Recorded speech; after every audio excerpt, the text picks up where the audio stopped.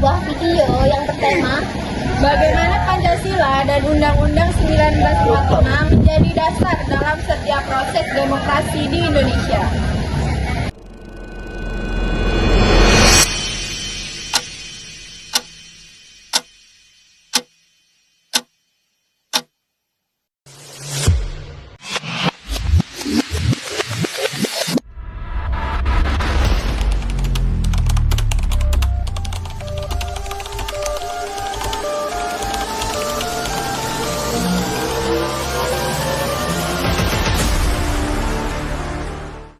Pemirsa, kali ini rakyat kembali makan janji, bukan makan nasi.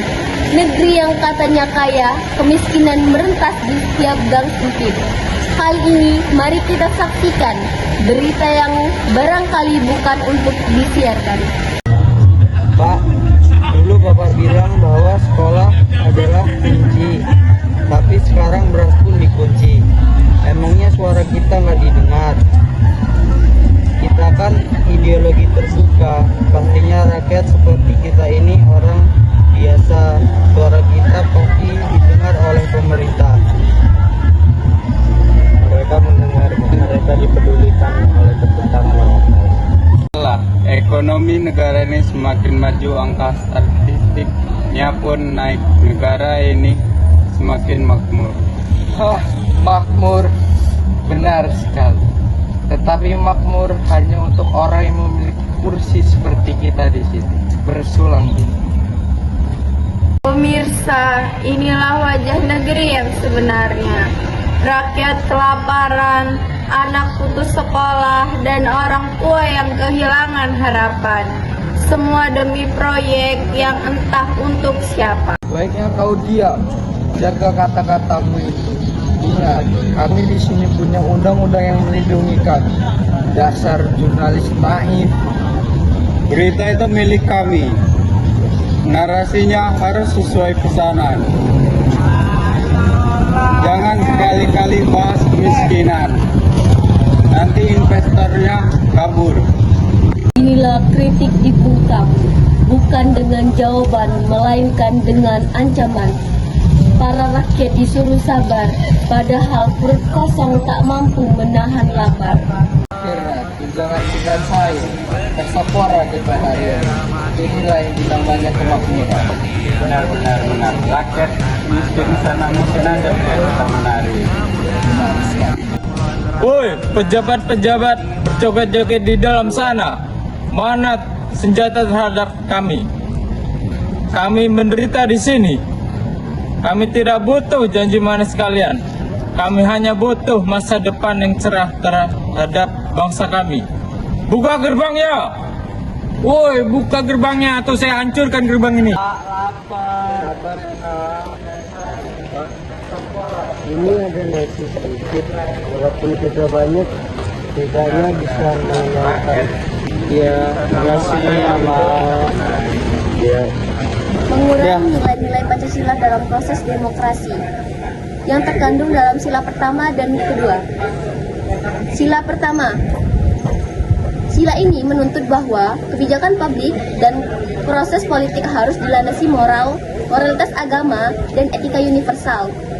Demokrasi Indonesia menolak sekularisme ekstrim, namun menjamin kebebasan beragama sebagaimana tertuang pada pasal 29 Undang-Undang Dasar 1945. Kemudian sila kedua, kemanusiaan yang adil dan beradab. Sila ini menjamin utama hak asasi manusia dalam demokrasi kita. Undang-Undang 1945 telah menjabarkan dengan gamblang dalam bab 10A, jika proses demokrasi, misalnya dalam kampanye atau demonstrasi, sampai melanggar harkat dan martabat individu, ia akan berkhianat pada sila kemanusiaan ini. Selanjutnya, sila ketiga, persatuan sebagai prasyarat demokrasi. Sila persatuan Indonesia adalah jiwa kita. Proses demokrasi selalu memunculkan polarisasi dan perbedaan kepentingan. Namun, persatuan Indonesia adalah batas merah yang tidak boleh dilanggar.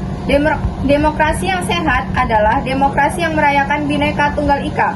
Pemilu, misalnya, adalah kontestasi yang bersifat sementara. Setelah hasil ditetapkan, kita wajib kembali bersatu sebagai satu bangsa.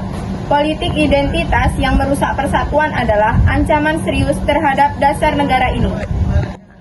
Selanjutnya, sila keempat, inti kedaulatan rakyat dengan penekanan pada kata hikmat dan musyawarah.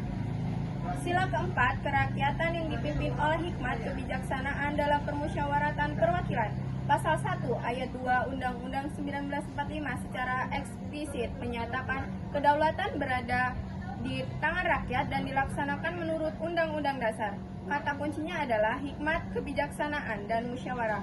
Demokrasi Pancasila menyeimbangkan kedaulatan rakyat dengan akal sehat dan kepentingan jangka panjang. Baiklah, selanjutnya sila terakhir yaitu sila kelima, tujuan akhir keadilan sosial. Sila akhir, keadilan sosial bagi seluruh rakyat Indonesia adalah ultimate goal atau tujuan akhir dari berdirinya negara ini. Seluruh mekanisme demokrasi, termasuk penyusunan APBN, reformasi agraria, dan kebijakan pendidikan, harus berorientasi pada kesejahteraan umum. Undang-Undang 1945 melalui pasal 33 mengamanatkan bahwa cabang-cabang produksi yang penting bagi negara harus dikuasai negara untuk kemakmuran rakyat. Demokrasi yang hanya melayani segelintir elit bukanlah demokrasi Pancasila. Keadilan sosial adalah indikator keberhasilan demokrasi kita. Baiklah, sekian video dari kami akhiri. Wassalamualaikum.